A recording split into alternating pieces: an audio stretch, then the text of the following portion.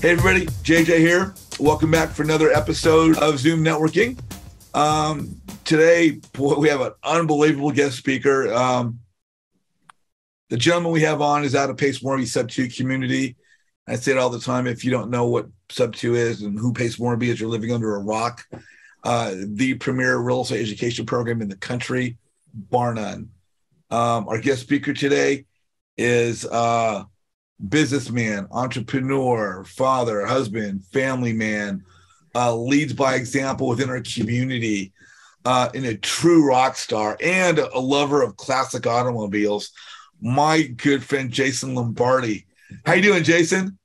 Good. How are you, man? Oh, man, I'm great, brother. I'm all smiles that you're here, man. Let me tell you. It's like I get to talk to Jason Lombardi. This is cool. So, welcome. And we mentioned this a couple seconds ago. You're out of Florida. Venice, Florida, you said? Yeah, Venice, Florida. It's a little south of Sarasota. It's like right between Tampa and Fort Myers. So you're on the Gulf side?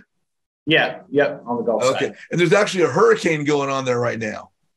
Yeah, it's not looking good for us. Wow. Okay.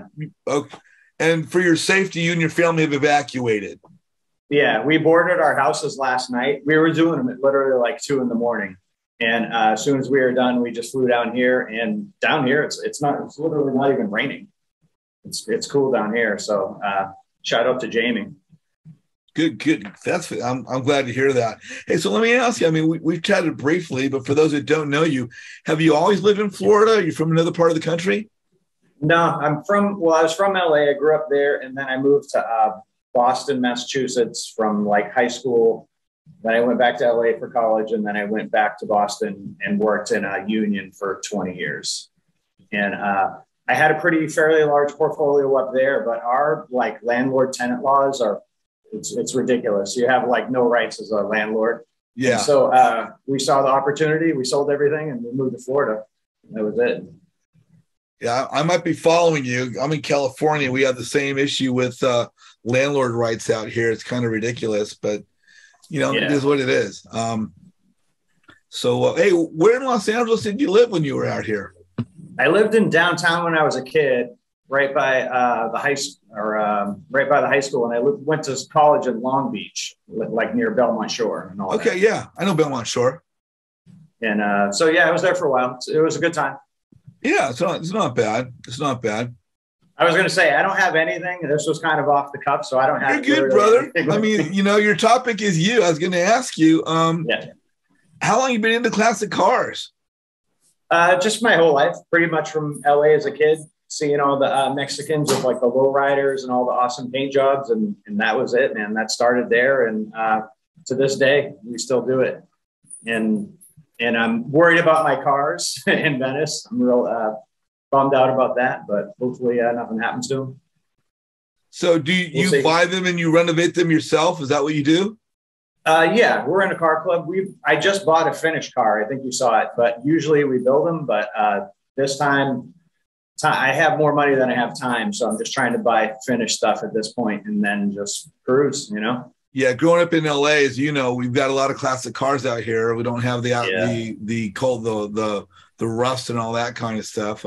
So let me this is an LA thing. Do any of your cars have a little dog in the back window or the head bobs kind of thing? Yeah, I have a 64 Impala that we got from LA. That's pretty awesome. It's got a laced roof and all that.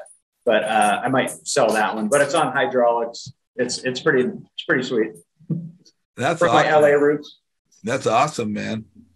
So let me ask you, we all know, or not we all, but those in Sub-2 know who you are. You're a rock star in the Sub-2 community. You're frequently on the daily dial. You're providing quality information, quality content, feedback, suggestions. You're one of the most highly respected people in the community. What did you do before you became a real estate investor? I was a union glazer, glazing like sky rises, like just putting glass in them, usually just like crane work, stuff like that. I did that for 20 years in a union, and I came down here and was doing it in Florida. And it's not like the job you want in Florida. It's just too hot outside. And you're always in like a bucket and it's just burning up all day. So that wasn't working out. And I was in the middle of a flip during the pandemic, and they came in and were laying off people. And I was like, no, I'm like first to go. And they laid me off, and that was it. We finished that flip, and that was it. I was off and running. I just started stacking up wholesale deals, and it just made sense. Work was just taking up too much time for me. So did you find Sub 2 right away, or how did you fall into Sub 2?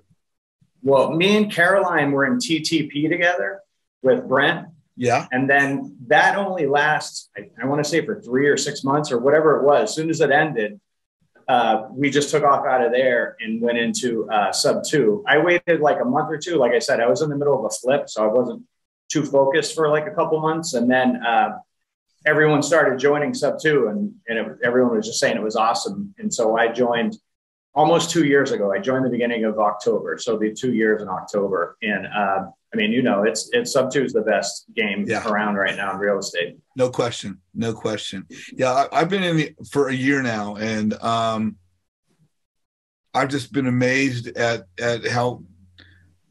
how fantastic the program is, but more so than that, I mean, it's pace.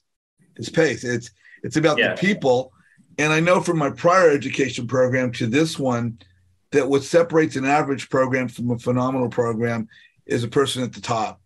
And PACE is by far the best, one of the best, if not the best at it. Because of, one of the things I see all the time is he talks about squat up, which is what I talk about, networking, joint venture. I say all the time, real estate's a relationship business. And one of my favorite quotes is, don't chase the deal, chase a relationship. But Pace definitely brings that, and he brings a solid community. When I started a year ago, I saw you. I thought, who is this guy? Check him out. And because one, you can't help but notice because of the beard. Love the beard. And then, when you start talking, it's just like, this guy knows his shit. Can I say it? I guess I can say this is my Zoom call. But you know your topic, and you're always making great suggestions and helping people. I'm like, I got to get to know this guy. I got to get to know him. And I'd already been doing my guest speakers. And, in the beginning, as busy as you are and everybody wanting your time, it's not easy to get to know the rock stars. And so there's a lot of people. Yeah. Even like when I started a year ago, there was 1,700, and now there's over 6,000. It's crazy. And so now it's like, if you don't know how to be visible, if you don't know how to build those relationships, you're going to be sitting in the stands, and I'd rather be in the parade waving at the stands, so it's about making those relationships. But I'm honored to have gotten to the point where we can chat on the phone and get to know one another. Let me ask you a couple things. What do you like to do as far as real estate? Is it multifamily? Is it commercial? Are you doing single family, Airbnb? What's your wheelhouse? I would buy multis again, but it's just like, that's a game that's really, everyone's in it right now. I mean, if you want the hardest deals, go after multis, and but we do a lot of single family. I love doing wholesale. I mean, we take whatever we get at like 50%, we'll usually buy, flip, or turn into an Airbnb or rental or whatever. But I mean, you can make a lot of money doing wholesale. If you're doing it fast, I mean, it's just, you can make a lot of money. And it's like, that's where I'm focusing right now. I'm just banking everything. We know the market's going to go down, and then just throwing money out everywhere is, seller finance deposits, stuff like that. So that's where I'm headed. But I would do multis again. But like I said, in my area, there's not a ton of it. And I kind of stick to my area. Like, I don't like wholesaling out of my area. I do all the time. Like, I do a lot of dispo out of the area, but yeah, it's just easier for me in my hometown. And it's like, I have a big presence there. So it's easy for me to do deals, have credibility, to find people to do stuff and stuff like that. So it's like, it's awesome. And I can see a bunch of people from Sub 2 on here, and I'm surrounded by Sub 2 people in Florida. That's so great. We got an awesome community down here. That's great. You're talking about your community and being local. One of the first things I came to my awareness when I became aware about you is that you were working with homes that had been either occupied with or squatting with like I'll just politely say undesirables people or something. Tell me a little bit about that and maybe some of your experiences with that. So I'm kind of known for the meth houses in Florida. That's where I probably made my name, but those are tough deals. It'd be hard for me to tell someone how to do that. You know what I mean? It's really like, you got to be a part of it. And so I don't focus too much on that. I do, but I love the meth houses. They're the biggest problems. You make the most money, and typically they're quick deals in and out. And that's where I have the most fun. But I like doing wholesale. It's like, I'd rather just cash out, and we all have rentals and all that. But the meth houses is where I probably made my name, I'd say. Now, do the meth houses, are those houses you're wholesaling? Or are they different? Well, we bought one. I have one right on the Intercoastal in Venice right now. It's probably literally gone. It's like 30 feet from the water, but we bought that. That was a meth house. The guy was in prison. We just sent a notary to the prison and just figured that out through just notaries. And that was a prison or a meth house. We turned that into an Airbnb. It's awesome. We had a lot of renovation in that house. It was really rough. And that one we kept. We've done a couple flips of meth houses, but it's one of those things where people are going to come in and steal your tools for like a month because they're all pissed off that they got kicked out of the meth house. So there's a lot that kind of goes along with it. And some of them close real ugly. They close on like real bad notes. So sometimes I won't even deal with those. I'll just wholesale them. And it just depends on the house. Sometimes people are cool. They do drugs and they're cool and they leave. And then there's other people that do drugs and they're going to make your life miserable. So it kind of depends. But yeah, we take them down, we sell them. But typically I like to sell them. Either way. So have you ever had any like really unusual situations upon encountering somebody there or asking people to leave or? Oh yeah. I mean, endless. We could go on forever. And like I said, some of those get real ugly. It's like not even like something we would talk about on this, but we had like our last house, we had 3 people OD and die in 6 weeks. That was a bummer, and I wasn't used to that. We've had people do that before, but not with like us there. So that was shitty. And just literally tons of stuff like that. Just seeing young kids smoking meth, seeing people OD on fentanyl. It's not fun. When people think of wholesaling, they're not thinking that. But those are the deals that you can make a lot of money real quick because no realtors is going to those houses. No one's going there without cash. No one's going to these houses like at all. Never mind buying and selling them. And so you have to be comfortable with those people in that world and really respect them. Like I have no problem with people like that. You want to do that with your life? I'm good. Do your thing. But as soon as they trust you though, you have a friend for life. And those people, believe it or not, are pretty loyal. And if you need evictions or stuff like that, those people are going to be the people that go to bat for you. And because we know the sheriff or the police, they ain't going to do shit, So we solve a lot of stuff like that, whether it's right or wrong. That's how we do a lot of it, though, is off the books.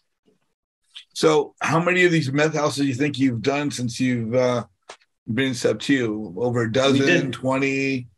No, there's not many in Venice. There's maybe a handful, but we did 7 last year. Maybe 8. We did maybe 1 the year before, but those like the numbers are outrageous. Like you could retire on one house. For the year, so it's like I was only making, 100 and change before. And now we've multiplied that 5 times in a year. And it's awesome. And we buy a lot of stuff. We got Airbnbs. Well, we did. I'm not sure if we do right now, but we had a lot of Airbnbs, furniture, everything just adds up. And I don't really work in that, do the flips anymore. I just pay people to do it. So it's Florida's like a weird market. No one wants to work. And it's just a shitty market to do flips kind of, but it's give take. When I got into sub 2, I know recently I hear stuff about the Elephant Challenge and the Gator lending and what was the other thing? The avatars. But the thing that I heard when I first got in was about the integrator and dispo and acquisitions, the transaction coordinator, and the visionary. Do you, obviously, when we're new, it's just us by ourselves. We have to wear all the hats. But eventually we want to build a team and maybe have a dispo person, have an acquisitions person. Have you built your own team out? And if so, do you have a particular role that you like to take on yourself, or where do you see No, I do everything myself. Like, I mean, I can email a contract. I don't really need someone to do that, and sell it. It's pretty easy in my area. And I do a ton of like networking, like we were talking about, with flippers, guys that own dumpster companies. Like there's so many ways to get in there and get right in the pocket and figure out what's going on with houses in your market. Because like I said, there's only like 17,000 people, I think, in Venice, not houses. So people say you can't do it in a small market, or you could just dominate that market. It kind of depends how you want to look at it, because no one's really doing small markets. And Florida is just jumping off right now. It's like anything I contract, we sell, contract sell, contract sell. It's not like we're looking for buyers or anything like that. So it's where it's at right now for me. I'll go wherever the money is. So you've been doing this a minute, as they say. As you get contracts on properties, now do you just have an established buyers list that you're working off of, or do people just have your name is just out there? How is it that as you're acquiring these properties, you're able to turn them over so quickly? I usually sell them before I contract them. I typically don't even put in the EMD. I mean, I do sometimes, not everything's the same, but I have just a handful of buyers, and it's like, if you have the house, they're going to buy it. And it's like, if your spread's 50, 60, 70 grand, it's pretty easy to sell that when, you can come down 20 grand and still sell it. So it's like, when you have high spreads like that, it's not too hard to sell. And, but I like my contracts to be short. Like I hear people doing like, oh, I have a 10-day inspection period. I'm like, I walk into a house, I contract it, I sell it. 10 days later, I want to be out of it, have a check. So it's like, I just kind of go as fast as I can, as to where, like I said, I see people out of market call me all the time. Hey, can you sell this? I say, yeah. And I look at the contract, it's dated like a month ago. I'm like, you tried to sell this for a month before you brought it to me, And then it's like, we just sell it like that. So it's easy for me to do that in my market. I don't think I'd be able to do it in your market though. So that's kind of why I stick around here. But Florida is easy to do dispo in general, because there's so many investors here. So it's not too bad. So when you say it's easy to get rid of these, ideally, maybe that's not the right terminology, but are you working predominantly with distressed homes where a buyer would walk in and kind of expect things to be in need of repair, and so they don't need the big 10-day inspection period? Or typically, I mean, we do either or. Like I said, I door knock a lot, so it's like we have houses that we bought completely finished, we just turn into an Airbnb, just take title and open shop. And we buy those if they're new houses, like in good condition. They typically like seller finance, just to make it simple. And so it's like, I'll buy anything. It doesn't really matter. And I'm just trying to get cash flow from that. But I typically wholesale. But yeah, I like to turn around real quick. I don't like if someone contracts for me and they say they need a 5-day inspection period, in my opinion, they don't know what they're doing. I won't even consider that. I just sell the contracts hard, no inspection, look at the pictures, and if it makes sense, buy it. There you go. Wow, that's great. So let me ask you this. I met you and your lovely wife in Las Vegas at the Clever Summit. Is she involved in the business? Is she doing her own thing off to the side, completely unrelated to real estate? Or are you guys kind of a tag team, Superman, Superwoman duo? She helps me with the Airbnbs. She pretty much does that. And, ask anyone that's seen them. They're all really done up nice. She has like themes for them all. So she kind of does that end of it. And I'm like, I don't know what it is, but I'm always really busy. I don't have time to do like little stuff. And I probably get 50 deals a day from sub-2 students, and maybe one of them makes sense a week. So it's like you're always sifting through stuff, a million messages. And so she helps me out a lot in that, but she helps me more so with my family. And it's like, just take care of them and we're good. But so we just work together. We hang around most of the day and just hang out, make some deals. There you go. Yeah, your wife's lovely, man. I just Just really nice to meet both of you, Vic. Personally, I've got to meet Jason Lombardi. I'm like, yes, that's cool. So let me ask you, man. You know, we're all, you know, we're in this world of the internet and on Facebook. Do you have an Instagram? Do you have a LinkedIn? Do you use social media in the other regards like that, or just Facebook for you? I have an Instagram, but I don't think I've posted on it yet. But I usually mostly use Facebook, and I don't even use that much. But yeah, I'm not super huge on social media. Everyone is breaking my balls saying I need a channel and stuff like that. But as of now, I don't have any of that, just Facebook. You know, I just tell people all the time, if what you're doing works for you, then it works for you. You know, people don't you know, I'm an advocate of Facebook. I'm an advocate of networking. And I say that predominantly for the new investor. Like, if you want to get going, then let's get you visible. Let's get you to meet people, and let's get you to learn how to engage. But obviously, for those that are successful, whatever you're doing works. So it's not like somebody can tell you what you need to do, because you're already proof in the pudding. Right. And I get a lot of my deals, like I pay a lot of people like $1,000 for an address. And that was kind of more what we were talking about. So creative marketing, when I say that, I pay everyone for the lead, and I pay everyone. I don't care who they are, crackhead or whatever. And if you pay one meth head $1,000, he tells everybody. Everyone knows that I'm going to pay $1,000 for those leads. And when we like take over a house, we give everyone our card on the way out. Like, hey, wherever you guys are going, that's going to be the next house we're going to come after, you know? And it's easy peasy. It's just follow them around, and you pay them all.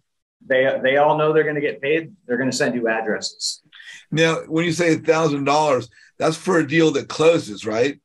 Yeah. They just give you a random address and you give $1,000. Yeah, it's usually a text. Send me an address, and I keep track of it. I'm diligent. I pay everybody, and it's $1,000. It sucks. It's always cash. There's no checks. Yeah. So I'm doing my taxes right now, so I'm realizing I'm paying all the taxes on that, but it doesn't matter. It all works out. And when you're making those big spreads, $1,000 isn't shit, you know. And you know, now again, for clarification, you're paying $1,000, but that's only if the address leads to a closed deal. Right. Okay. Yeah. Not some guy gives you 10 addresses and give him $10,000. No. Yeah. They got to close. Yeah. Yeah.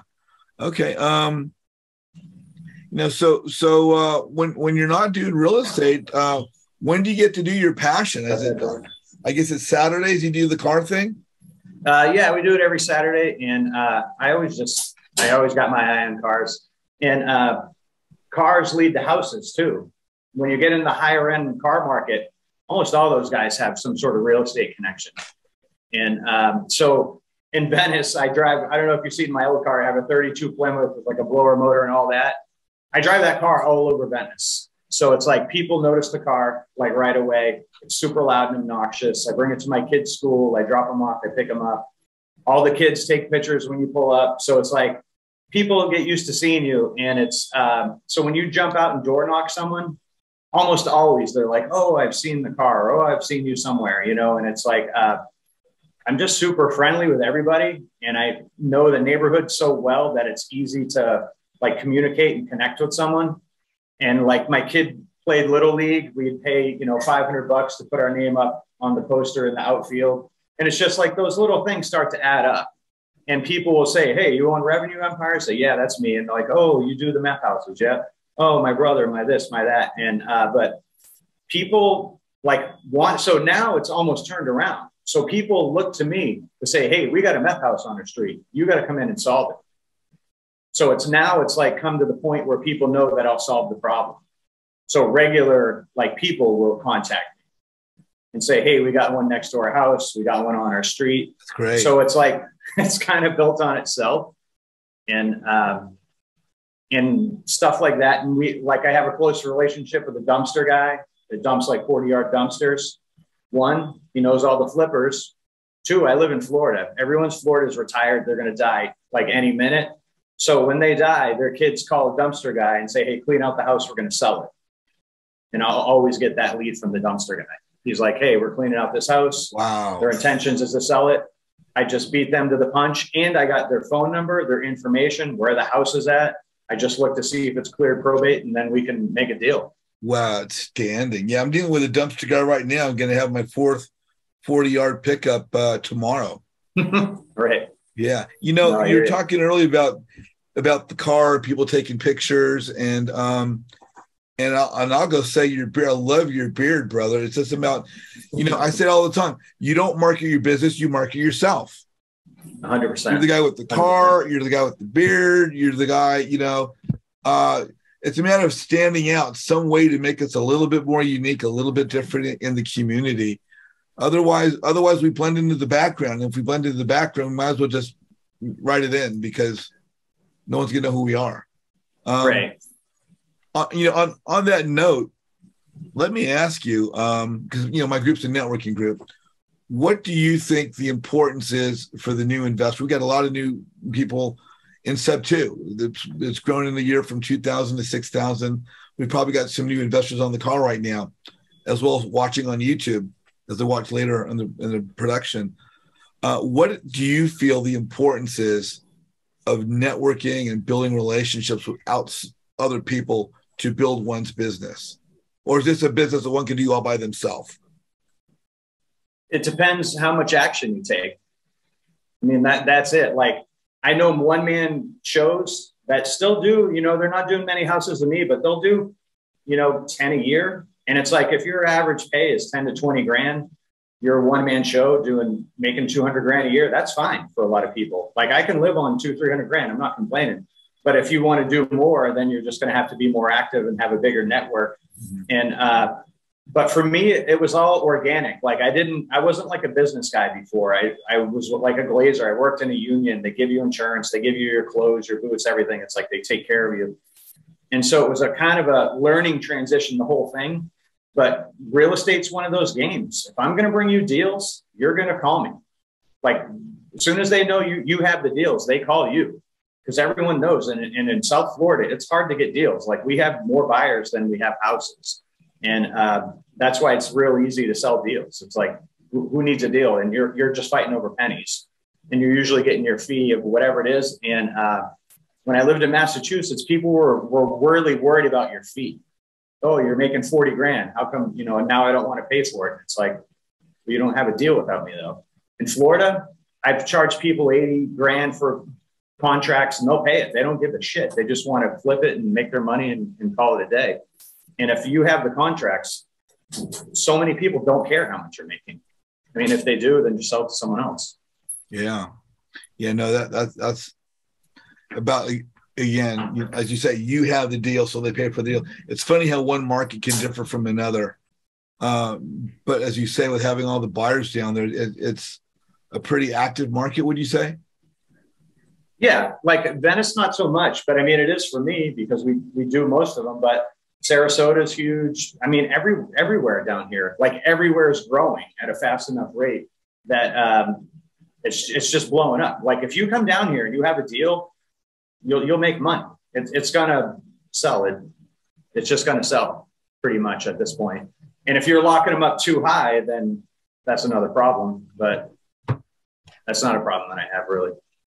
So, you know, now that you've gotten to be, you know, a rock star, I like to say, what's on your bucket list for the future? Do you and your wife want to travel? How old are your kids old enough to go with you, or are they kind of smaller? Or no, my son's 14, my daughter's 12, and we've traveled all over the world with them. We've traveled pretty extensively everywhere, and but yeah, we still travel a lot. And no immediate plans. I'd probably like to add maybe 20 houses between now and next year, but nothing crazy. Maybe some multifamily, sprinkle it in. We got a couple of questions. We'll get to those. I know that, David, I'm going to take you next. I know we just had a question come up in the chat, so I'm going to get that one first because it popped in front of my face. But how did you get to be a part of such a visible part of the Daily Dial? Was that just you showing up to participate, or what? How did that involvement come about? Because you're a pretty regular fixture now. The Daily Dial, when it started, it wasn't like it is now. We had maybe 30, 40, 50 people. But I always went hard. I never gave a fuck on those calls. And no one really did that up until then. Everyone was like, you know, hey, how are you? Would you like to sell your house? You know, I'm like, no, fuck you, click, you know. And like no one was doing it at that time. And so it spread quick, but I was the worst caller. I would do a call every day and I'd bomb it. And I just was like, I didn't care. I would just do it again tomorrow, do it again every day. And I had no empathy. So in general, like in my life, I have no empathy. I'm not sure why, but it's just one of those things. And so Keston, Caroline, everybody in the beginning would give me shit for having no empathy because I never cared about them. I just went straight to the house. You know, your house sucks. It needs a roof, blah, blah, blah. This is why I'm offering you 210. I just went straight down the route. But I was still, this is the thing though, I was still buying a lot of houses. So it's like, I was a shitty caller, but I was still buying a lot of houses. That's because I just made the calls. I went and door knocked. But once I got empathy in it, and it was like, I just wasn't a soft enough person. I always came from a union where everyone's, you know, bullshitting all day. Yeah. You're working with tough guys, bikers, criminals, drunks, all that stuff. And it's like, if you can navigate that atmosphere and then get into something where you're used to being around a lot of people all day, you're used to bullshitting, you're used to talking to people, it's a real easy transition to get into real estate. And it's just like, you've seen my calls, JJ. I'm just like, I don't care if I buy your house or not. I just want to call you and talk about it and see if I can solve the problem. And if not, good luck. And if you're a pain, that's fine. But I really want to solve the problem. I really do. And it's like, I'll take that challenge on. I've done deals for 10 grand. We all have to do them here and there. But the bigger the problem, the more you get paid. And we all know that. And it's like I'm saying, like when I send a notary to a prison to get someone to sign, the average person is not going to do that. They're not going to pay for a notary, not even knowing if this guy's what's going on, keep paying for a notary, and then it finally comes back signed. Then, you know what I mean? Like not everyone's doing that. Realtors don't do that. Wholesalers have a need that no one's going to fill. And there's deals that I've gone to where I'm like, this is too crazy. Like I'm all set with this shit, you know? So it's really your tolerance for risk and how much you grind. But 99% of the time, I have no trouble.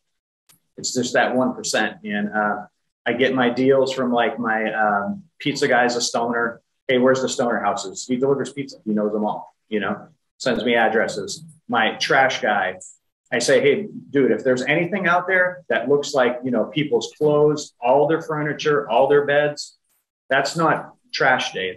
Something just happened. They're getting kicked out. Like all their personal possessions are there.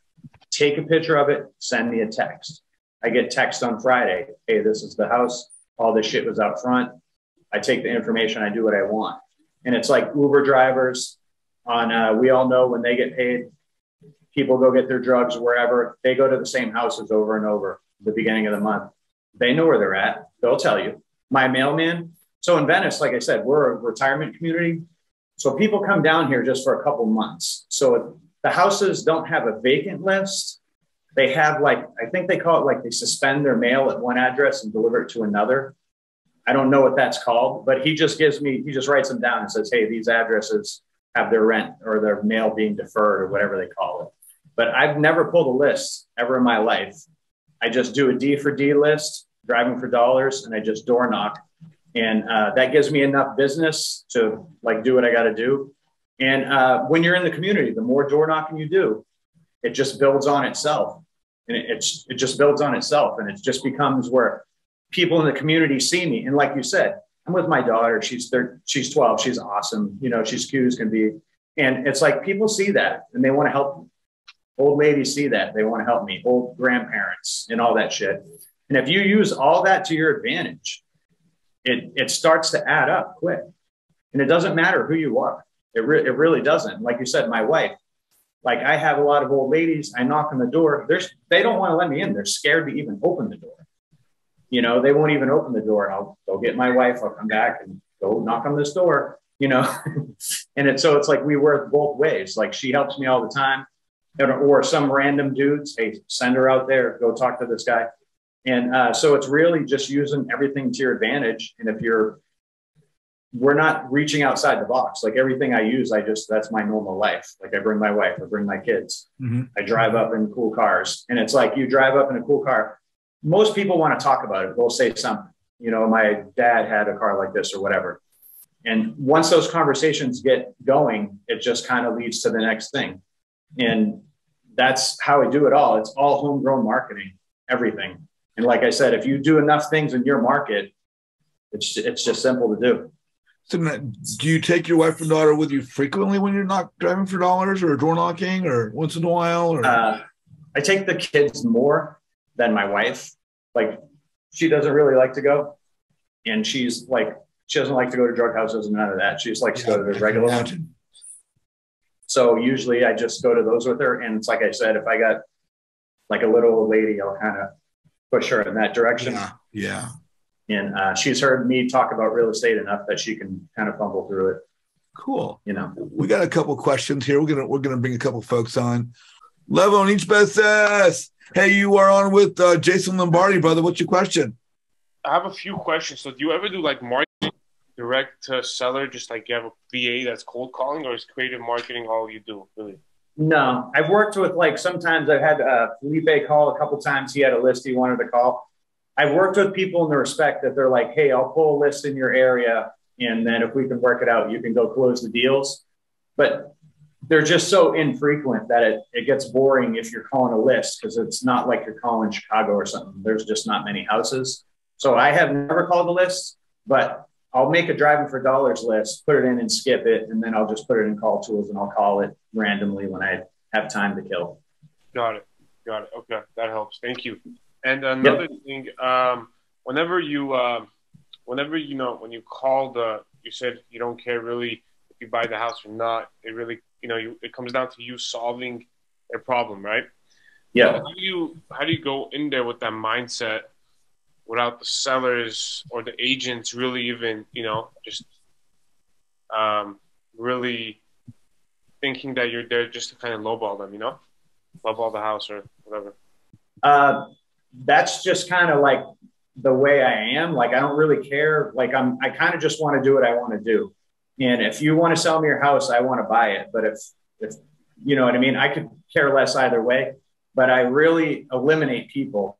And so people kind of eliminate themselves. They're like, no, no, we're not ready to sell the house. Thanks. I can see you're looking to buy. Like, right now, I get that from you, but we're not ready to sell. I'm not, when I hear people say, oh, I called this lady 2 years and finally closed the deal, I'm like, I can't even take it. I'm not trying to be a dick, but I'm like, You wasted 2 years of your life calling the same fucking person to close one deal. I can't, I don't understand that. And some people say, hey, the follow-ups or the money is in the follow-up. We're just running two different businesses. You know what I mean? If you want to call people for 2 years, go for it. But I'm trying to close in the next 2 weeks. And so that's like the difference, because the advice I'm going to give you is not what other people are, because that just doesn't work for me. I don't have time to follow up. I don't have a VA. So, until maybe that day happens, then I would do it. But my follow-up game is not strong unless I get the idea that you're going to sell within the next couple of weeks. Then I'm all over you. So it's kind of like, if you're serious and you know what you're talking about, they kind of eliminate themselves of whether they want to sell or not. So, Jason, that kind of focuses back on the motivated seller, right? Yeah. Pretty much. I mean, like, if you're ready to sell, I'm ready to buy, but don't waste my time. And I give that vibe off, like, hey, do you, and people have heard my calls. I ask you, do you want to sell? Like, I want to be clear on this. Do you want to sell? Because I'm not calling people just because I have nothing to do on a Tuesday. Like, do you want to sell? Yes or no? And that turns some people off naturally, but whatever, it is what it is. And it's like, but if you get through enough people, and I'm not wasting time now. The thing is like I said, I'm not going to call you 20 times. If you don't want to sell your house, I can get that feeling in like 1 or 2 calls. I don't need to, it doesn't take me 30 times to go, hey, I've wasted 30 calls. There you go. So it's like, I'm not in that respect. Like, everyone says, oh, you make your money in the follow-up, I guess, but that's just not how I do it. I like to close quick. David, you are on with Jason Lombardi. What's your question? Hey, David. Can you hear me okay? Yeah. Yeah, we got a very terrible phone. So, what's up, Jason? Long time. What's going on, brother? We live too close. I don't feel like we talk enough, but I wanted to come on and just salute you for being here today, bro. I don't know if everybody understands, like, the magnitude of where you're located, and it's great that you're safe, but everything else is not safe. And the fact that you showed up here today to hold true to your word with JJ, I'm sure you guys had this planned in advance and still show up to provide value. I just wanted to give you props because I can hear it in your voice that there's a big part of you that's like hurting right now with whatever you got come back at home. So yeah, it's not going to be good. I can tell you that. I believe it, dude. I believe it. I can't imagine. I'm boarded up right here. I thought it was coming for me. I heard you guys weren't even told to leave, and then last minute, whoop, it came to hit you. I'm glad you got out. I'm glad you got connected with Jamie. And I definitely want to do deals with you. Me and you got to chat more, but salute for coming on. It's really cool. Yeah, no problem. Anytime, brother. Yeah, connect with me, man. Let's do it. Cool.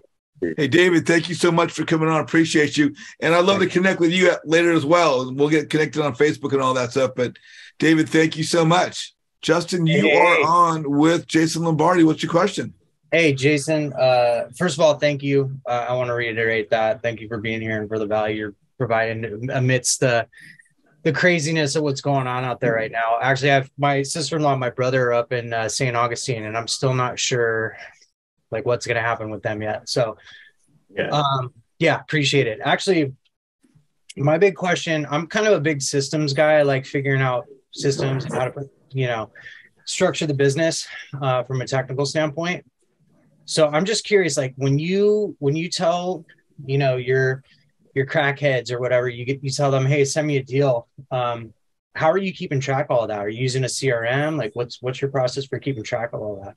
I only have about 20 of them. There's like 20 like active like meth heads in Venice. And like I said, they're all pretty cool people. They just are just fucking up in life. You know what I mean? And it's like, and if you can help them, like, trust me, like I had one house, I knew I was going to make 50 grand on it. Like we just talked about, I sold it before I contracted it. So I knew the money was already there. And I gave him $5 grand. And literally I fought with my wife. She's like, don't pay him $5 grand. Like he's a crackhead. And I said, I told him I was going to give him $5 grand. She was like, well, you can give him less. And I'm like, I gave him $5 grand cash. True. That dude told everybody, like everyone he knows that I paid him. And it's like, all you got to do is just follow through. And it's like, so I have 2 houses right now of people that I can't find. They're homeless people. I'll track them down, but I look for them occasionally. I don't look for them actively, but and I still owe them money. I still have their envelope and I'm ready to pay them immediately. And I bailed one dude out of jail and then paid him the rest of his fee, and it's like stuff like that. When these people get arrested for some bullshit loitering or menial theft, like you bail them out for $200 or $300. That's a big deal to them. Yeah. But that goodwill goes far. But when you need those people to go evict someone, they're coming in for you and they're going to do the job and they know they're going to get paid. Have you ever had problems with the way they evict people? Like, have they gotten a little too crazy with it? Not really. I don't really take care of that end. I just kind of send them in and say, hey, this is the address. Do what you got to do. And once they're out, we go and we change the locks. And then at that point, we get paid. We do like a lot of evictions for people because there's no way to get these people out. Like the sheriff just going to come and not do anything. Right. And but we don't do it too much, but we do it here and there. Just real quick, what CRM are you using? I do not have a CRM. I use call tools, like just the basic call tools where you just say, hey, interested, not interested. I'll just go back in there. Like I said, I don't do too much follow-up. And I have some call rail phone numbers that I haven't used in ages. But I don't really do too much follow-up. But for a minute, Gary Shevitz had me using Bittrex, which I liked. But it was so powerful. I didn't really know how to use it fully. If that makes sense. Yeah, that makes sense. Thank you, man. I appreciate it. We have the magic man himself, Majdi. How are you, my friend? I'm doing well. Good to see you. What's your question for Jason? Yeah, Jason. Sorry if you already answered this. I hopped on late and I just heard that you were in Florida, so prayers down to you and your family. But I'm gonna jump right into it. So when you're going for these houses doing driving for deals and door knocking, is it a sniper approach that you're doing for these houses, or is it kind of a shotgun approach, meaning like do you target certain zip codes or neighborhood, just like that? Nah, I just like literally, I just go locally, and I'm like literally, I don't know what's going to happen today. I drive, and if I see someone mowing their lawn, I'll jump out, talk shit with them real quick. And I look in, so we have a lot of pools. I look in a lot of pools to see if there's water in them, if they're green or whatever. And so I kind of, I don't know if I talked about this before, but so some people come at me like, hey, why are you looking at my house? What are you doing? What's going on? And so I say, hey, we own a roofing company. We own a painting company. You know, I see that you need a roof. And every now and then someone says, yeah, well, we need to do a roof. You can sell that lead. So I've sold a lot of leads for roofs, a lot of leads for painting, a ton of for painting. But the thing is, you know, hey, you want to do a roof now? We don't have any want to sell. Okay, well, what's that look like? Or, you know, no, we're all set. So I get a lot of leads just by saying, hey, I'm starting a painting company. It's me and my son. Would you mind if we, you know, give you a quote? And they say yes or no. It's mostly no, but it's just one of those things to get your foot in the door to kind of say, hey, what's up? So I don't know if that answers your question. Yeah, no, it totally does. Because I drive around all the time because I have a few cleaning businesses, and I just go through all the properties, and I see a lot of stuff like what you were mentioning. So, you know, that definitely helps with just like sometimes I just like, should I turn around and just flip a bitch and then, you know, hop out? Like, yeah. Okay. And so if I have a target house, I'll usually door knock the ones on each side and the one behind it first and ask them. And if it's a shitty house, it's one of those things where you're like, hey, I'm interested in that shitty house next door. Do you know them? Like, what's going on with that house? 90% of the time, they'll be like, oh, that's Martha. That's her son that lives there. She doesn't even live there. He's an asshole or whatever. And so you go to the other side and you just get enough information that it's easy when you door knock it. You know, hey, you guys are tenants, right? Yeah. Oh, hey, do you know how I could get a hold of your landlord? No, I don't. I'm not sure what their phone number is. Well, here's $20. Okay, here's the phone number. There you go. And it's like, if you pay people $10 or $20 here just all day long, you can get like any information you want. And people discount that so much that, like, if I want to get in someone's house and they're no, you can't do it here. If I give you $100, can I walk around for 30 seconds? Come on in. And then it's like, I can go in, I can negotiate with the landlord. And I said, hey, can I get in to see the house? No, you can't. You're going to have to buy it sight unseen. So I go, okay, well, sight unseen, my offer is 180, you know, but the house is worth 300. So they're thinking that you haven't seen the house. So they're going to be more flexible with their price. And like I said, I've never had people tell me that I couldn't come in, but almost always you can solve that problem for $50, $100 if it's a tenant. And then you can make a good deal with the landlord. And then you're dealing with the tenants already. And I just pay them to leave. I don't really start too much shit with tenants. We don't go through evictions or anything like that. And so that's how I buy from landlords type things. But typically the neighbors give me the info, the first info. Got it. And what's the best way to connect with you? Just DM me on Facebook. Okay. And I don't know if you guys got pro accounts or whatever, but if you're at Lowe's in the morning, 6, 7 in the morning, all those guys, all the good contractors are usually there, and you can kind of just pass out cards. And that's how we do it. And that's how we get tile guys, painters, whatever. So it works both ways. But typically that's how we get good contractors in the morning and contracts just wherever. But like you're saying, if you want to just jump out and talk to everybody, that's where it's at. You know, are you wasting your time sometimes? Sure. But you're still putting your name out there and still passing out cards. Got you. Appreciate it, Jason. Yeah, no problem. Jason, before we get on to the next question, you mentioned business cards. Some people use them, some people don't. Obviously, you do. A lot of people have these digital cards now, but if you're going to Home Depot, you're going to Lowe's in the morning to meet the contractors, and you do recommend just a traditional business card, right? Yeah. I mean, typically, but I mean, with contractors, I'm not really worried about that. With more of my sellers, they don't even usually have phones, you know, so I'm just giving them cards. And typically they text me from wherever, and they'll just say, hey, this is Mike or whoever. And, but yeah, I still use business cards. I've seen those things where you scan them and all that. I haven't got into that yet, but I haven't really seen the need yet for me and what I'm doing. And it's like, keep in mind, I'm in a very small market, and I'm just literally networking. The name of your game is networking, JJ. That's all I'm doing. That's literally all I do. The houses just come along with it, and you make money here and there. I'll tell you, man, I love you. I totally love you because you got the car thing going on, kind of like my Harley thing. You know, I don't have as many Harleys as you have cars, but you know, we have a couple commonalities. I'm sure as we get to know one another better, and I can't wait for you to come to California when we have our mixer of all the Sub-2 Rockstar guest speakers. But that's going to be a blast. So we got a couple more. We'll take 2 more questions, then we're going to head into the breakout rooms. Phil, do you have a question for Jason Lombardi? Yes, I do. How are you? Jason. Hi, JJ. Jason. Hey. One day on the Daily Dial, you were talking about, and thank you, by the way. We appreciate this. Appreciate you. I cannot even say. But one day on the Daily Dial, you were talking about getting arrested. And I was so curious, but you didn't want to go into it. So if there's something that you don't want to talk about, that's cool. But I was so curious about you getting arrested.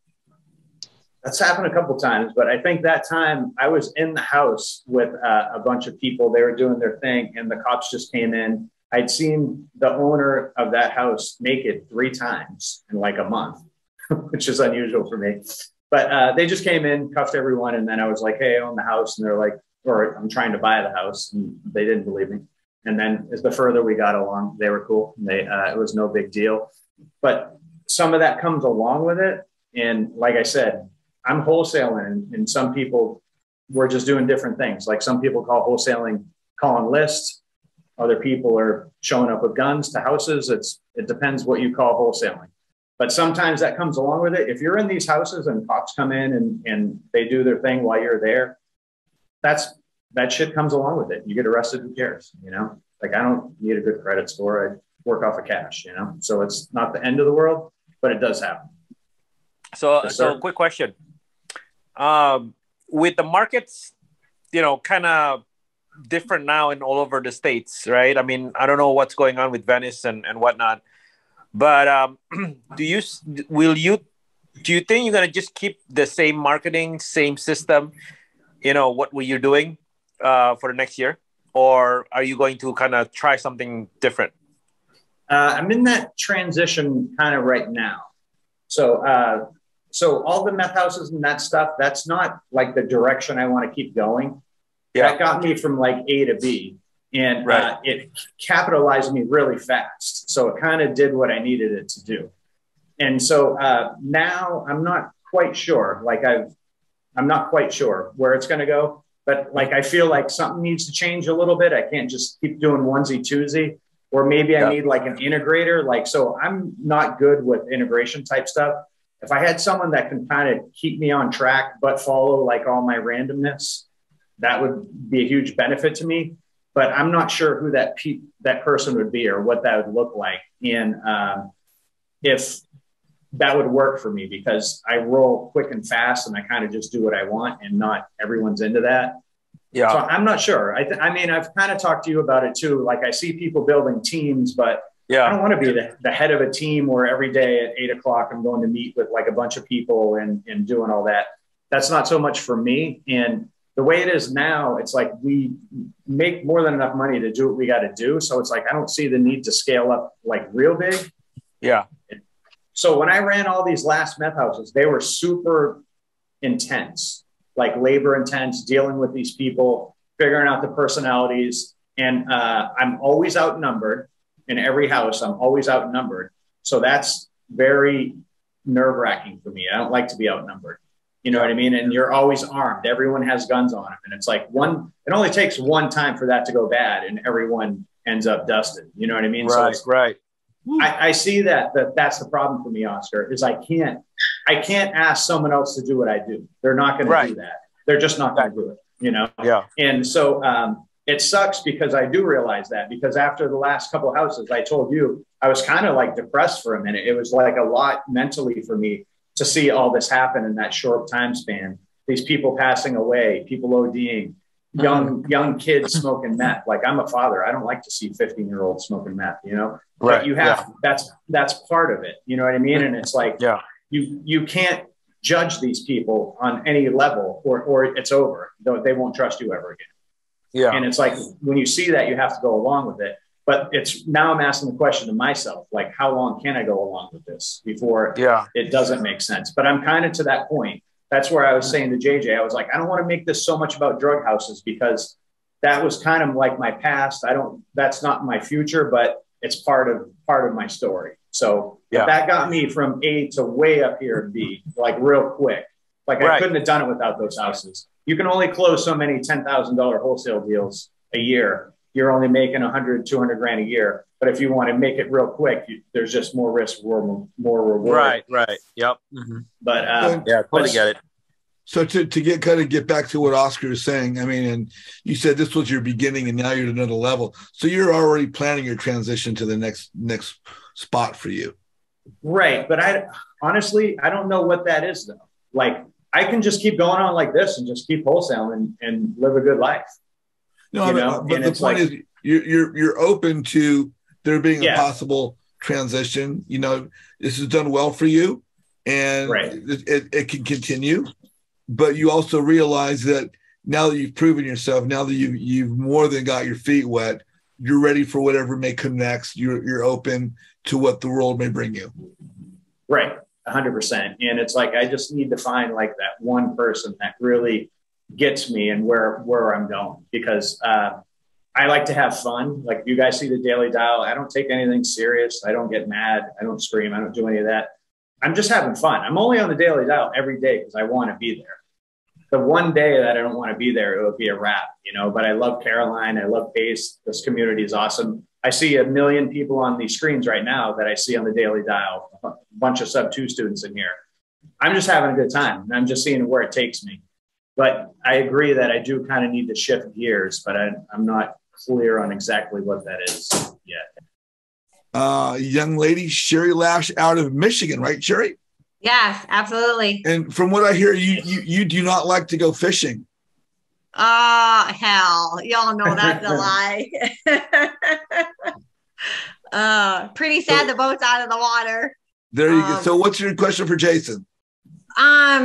You know, I don't want to, when you're answering questions, I don't want to hone back on D neighborhoods because I mean, that's what you hone in on. So maybe me and Jason need to have a separate conversation about that. But I'm working neighborhoods that are probably D neighborhoods that might be good meth, like your business model up until now, which might be an actual good business model for me because I'm working in Benton Harbor, which is like D neighborhoods. We got squatters, we got meth heads walking down the road, we got shootings.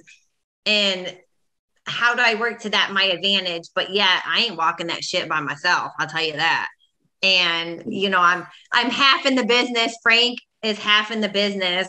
So maybe it's because you're moving away from it. Maybe it's a separate conversation we need to have on how you pay these people, but not how you build that relationship where they don't run away with your money and they start bringing you. I mean, like you said, in my neighborhood, like I got a house under contract for $15,000 today, 3-bedroom, 1 bath. I mean, there's been squatters in there. They're shitting in the house. Like, you know, the toilet, they got 5-gallon buckets with toilets in there. So I'm thinking that maybe I could work that to my advantage to make some quick money to get to the next level where you're at. So maybe that's just a separate conversation that we need to have on how to work that angle. But my thing is that a lot of times Frank can't come with me. So I'm, you know, with his business and my business, sometimes I'm walking these properties like potentially by myself. And let me touch on that for a second. One, I think Jason said earlier, the best for a private conversation because get to something that doesn't pertain to the group to possibly Facebook him.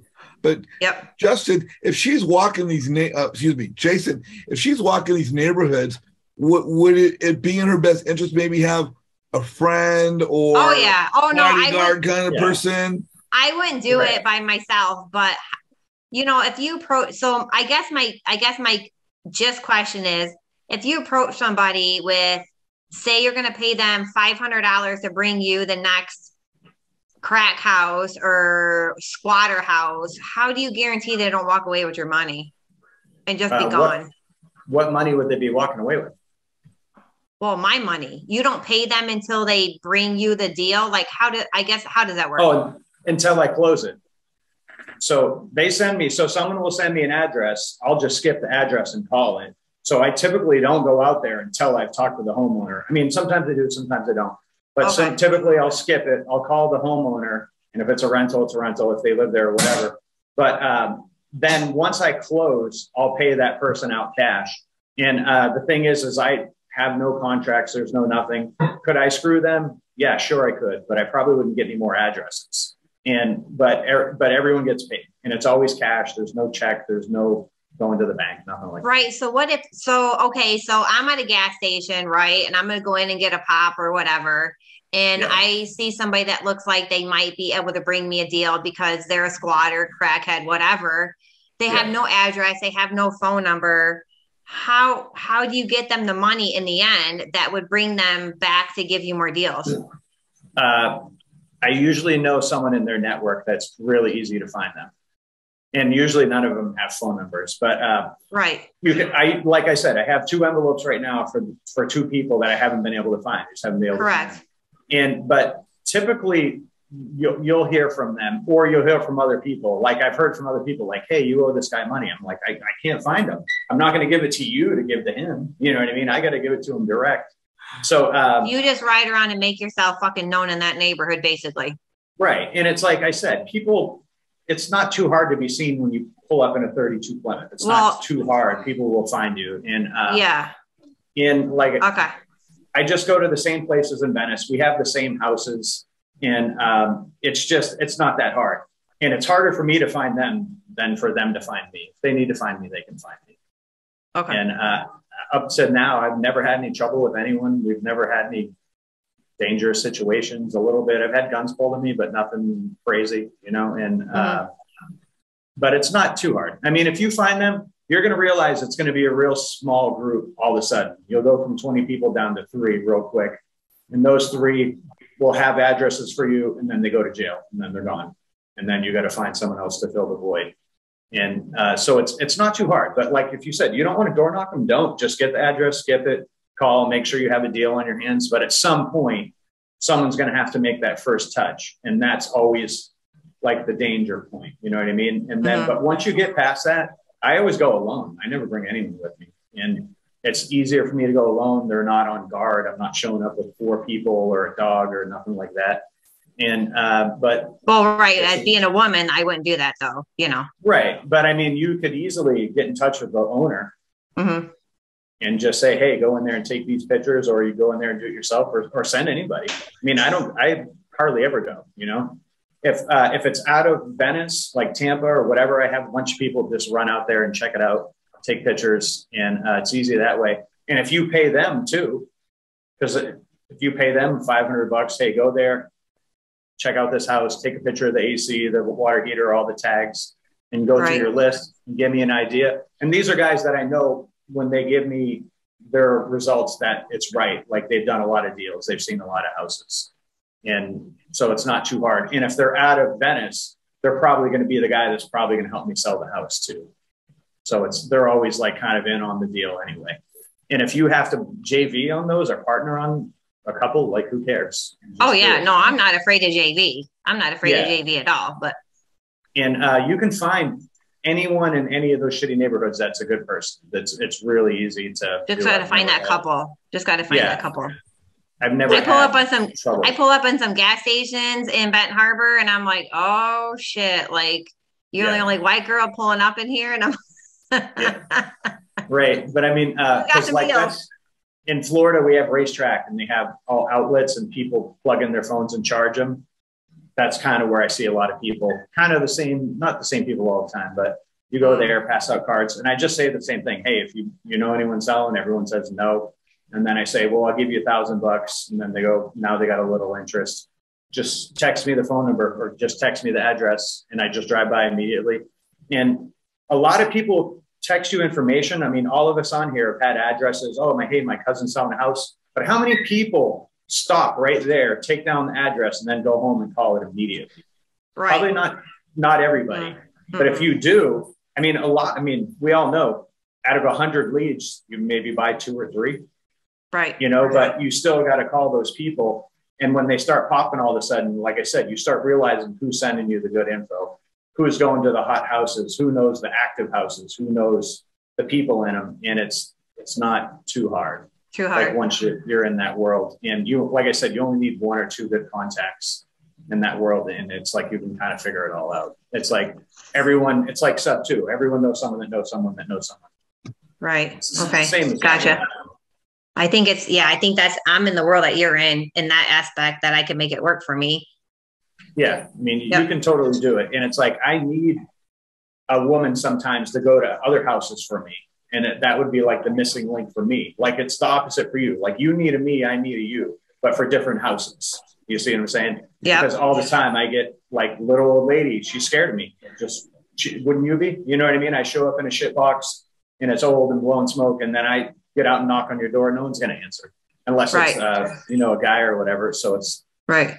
It works both ways, but I mean, just work to whatever works for you. You don't have to do houses like that. Like everyone seems like they're interested in it and doing meth houses, but are you really going to do it? That's the difference.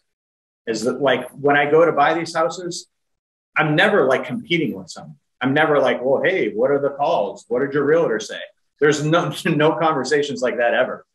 No, exactly. No, I'm in a D neighborhood. I mean, my first rental is in the hood, in the D neighborhood. It's in the better block, but all around it, I'm like, how can I capitalize on us building a better community? Because we're all trying to, like all the investors that are friends of mine, we're all trying to buy in certain areas to actually build this neighborhood back up.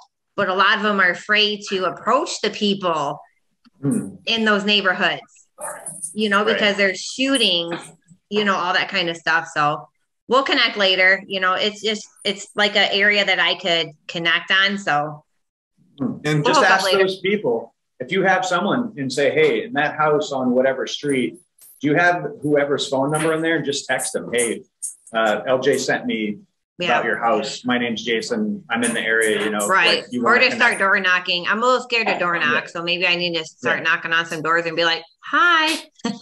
Yeah. I do a lot of door knocking, and that's where I make my most money. Sure. Thank you so much. So Jason, we're going to wrap it up. I've got a bunch of people who hopefully they can just stick on for the breakout rooms, which are invaluable. But I want to really thank you for being on with us today. If anyone's watching the video on YouTube right now, please like the video, Jason's presentation, and feel free to put your comments, or please put comments in the comment section below. And those of you that are on the call right now, hang on, because we're going to go to the breakout rooms, and you can possibly be in a room with Mr. Jason Lombardi, the man, the myth, the legend himself. So all of you guys watching on YouTube, on behalf of Jason and myself, we'll see you guys soon. Over and out.